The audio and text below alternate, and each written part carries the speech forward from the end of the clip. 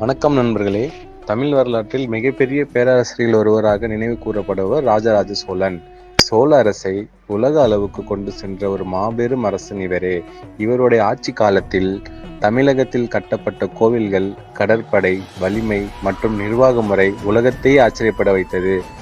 இன்று இந்த வீடியோவில் ராஜராஜ சோழன் யார், அவர் எப்படி ஒரு சாதாரண இளவரசனாக இருந்து உலக புகழ்பெற்ற பேரரசனாக உயர்ந்தார் என்பதை பார்க்கலாம்.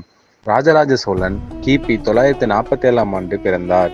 அவருடைய இயற்பெயர் அருள்மொழிவர்மன். அவர் சுந்தர சோழன் என்ற சோழ மன்னரின் மகன். சின்ன வயதிலிருந்தே அருள்மொழிவர்மன் மிகவும் புத்திசாலியும் வீரமுமான இளவரசனாக இருந்தார். போர்க்கலை, அரசியல் மற்றும் நிர்வாகத்தில் சிறந்த பயிற்சி பெற்றார். அவருடைய தைரியம் காரணமாக மக்கள் அவரை மிகவும் விரும்பினார்கள்.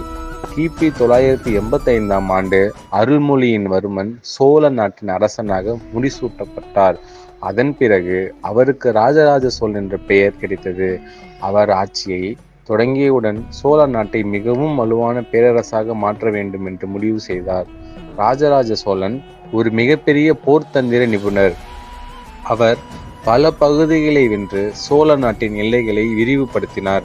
அவர் கைப்பற்றிய முக்கிய பகுதிகள் இலங்கை, கேரளா, கர்நாடக பகுதிகள், மாலத்தீவுகள் ஆகியவன. சோழர்களின் கடற்படை மிகவும் வலிமையானதாக இருந்தது. இந்த கடற்படை காரணமாக சோழ பேரரசு கடல் வழியாகவும் பல நாடுகளுடன் தொடர்பு வைத்திருந்தது. ராஜராஜ சோழன் மிகப்பெரிய சாதனைகளில் ஒன்று. இந்த கோவில் தமிழ்நாட்டின் தஞ்சாவூர் நகரத்தில் உள்ளது. இந்த கோவில் கிபி 1010 கட்டப்பட்டது.